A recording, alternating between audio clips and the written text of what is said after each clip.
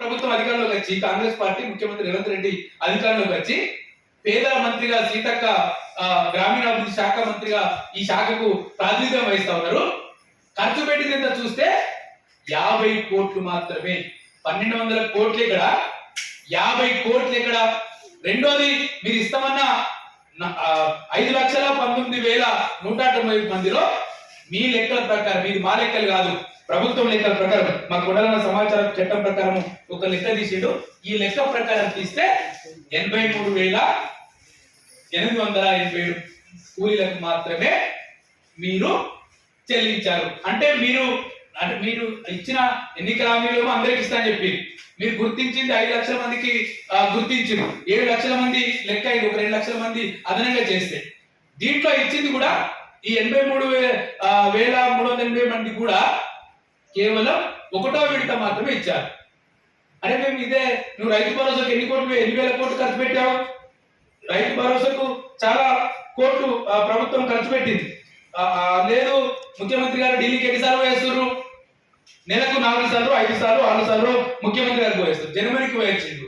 లేదు, రకరకాల చోట్ల ఏమనంటే ప్రభుత్వం ఏమంటుంది, గత ప్రభుత్వం మొత్తం డబ్బులని ఖర్చు పెట్టింది, మా దగ్గర డబ్బులు లేవని చెప్తుంది. నిధులు లేకపోతే ప్రభుత్వం ఎట్లా నడుస్తుంది?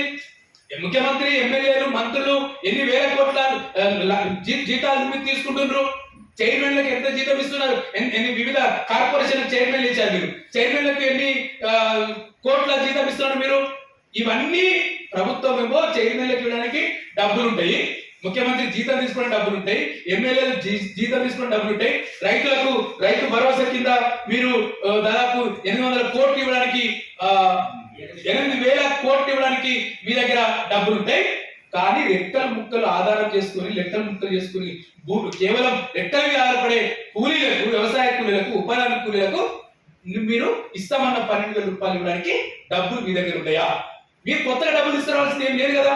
మీరు ఇచ్చిన బడ్జెట్ పేపర్లోనే 1,200 కోట్ల రూపాయలు కేటాయించారు.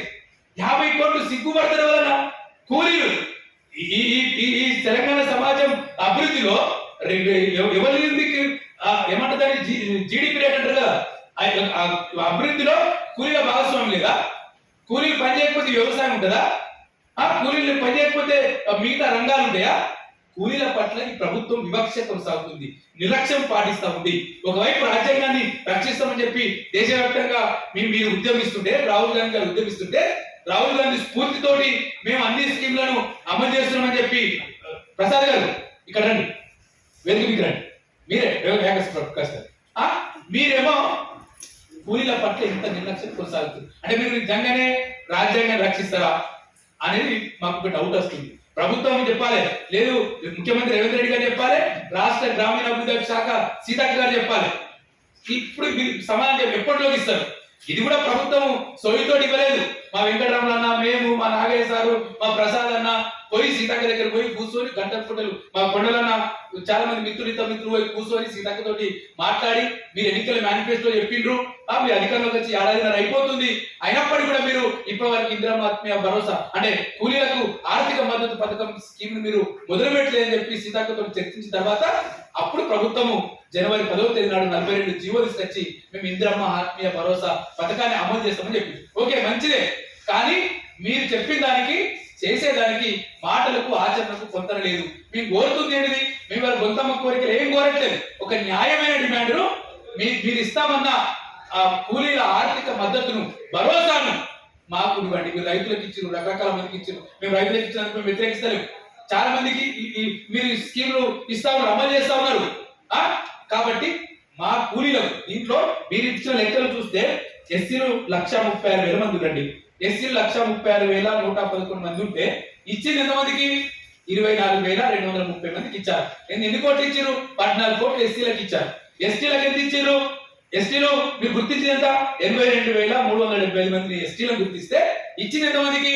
13,702 మందికి ఇచ్చారు. అది కూడా 6,42,00,000 ఇచ్చారు. అదేవిధంగా బీసీలో 2,50,000 మంది, 2,50,369 మంది గుర్తిస్తే మీరు ఇచ్చింది కేవలం 43,567 మందికి, అది కూడా 26 కోట్లు మాత్రమే ఇచ్చారు.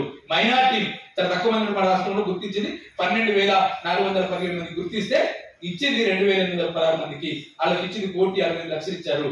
ఇంకా అదర్స్ చూస్తే 16,000 2,700కి ఇస్తే మీరు ఇచ్చింది కేవలం అదర్స్ లో ఇతర కులాలు ఎస్సీ ఎస్టీ బీసీ మైనార్టీ గారి కులాలకు సంబంధించి 2,578 మందికి ఇచ్చారు. అది కూడా 1,54,00,000 మాత్రమే ఇచ్చారు. అంటే కేవలం 50 కోట్లు మాత్రమే ఇచ్చారు. మీరు కేటాయించింది 18 కోట్లు.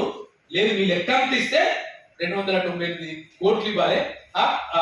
1,200 కోట్లకే కనీసం 298 కోట్లు ప్రభుత్వం దగ్గర లేవా? పత్రికలు రాస్తా ఉన్నాయి, మీడియాలో చర్చ జరుగుతా ఉంది, వ్యవసాయ కార్మిక సంఘం లేదు ఇతర సంఘాలు మాట్లాడుతూ ఉన్నాయి, అలాంటి దళిత బదిలీ ఫ్రంట్ మాట్లాడుతుంది, రైతుల మాట్లాడుతున్నారు. అయినా ప్రభుత్వం చిన్నడం లేదు. మేము ప్రభుత్వాన్ని ఒకటే చెప్తా ఉన్నాం, మీరు ఒకటే విడత ఇచ్చిర్రు, ఇంకో ప్రతి సంవత్సరం 2 విడతలు కదా, జూన్ లో జూలైలో ఇంకో విడత ఇవ్వాలి. ఈ 50 కోట్లు కూడా ఒకటే విడత ఇచ్చారు. ఈ 83,000 మందికి కూడా ఒకటే విడత ఇచ్చారు. వాళ్ళకి మళ్ళీ రెండో విడత జూన్ లో జూలైలో ఇవ్వలేదు. మొత్తం 7 లక్షల మందికి ఇవ్వ చెప్తున్నాం. మేము ప్రభుత్వం మీద ఒత్తిడి తీసుకురావడానికి ఒక కార్యాచరణ మేము సిద్ధం చేసుకోబోతున్నాం. దానికి సంబంధించిన విషయాలు మా వ్యవసాయ కార్మిక సంఘం రాష్ట్ర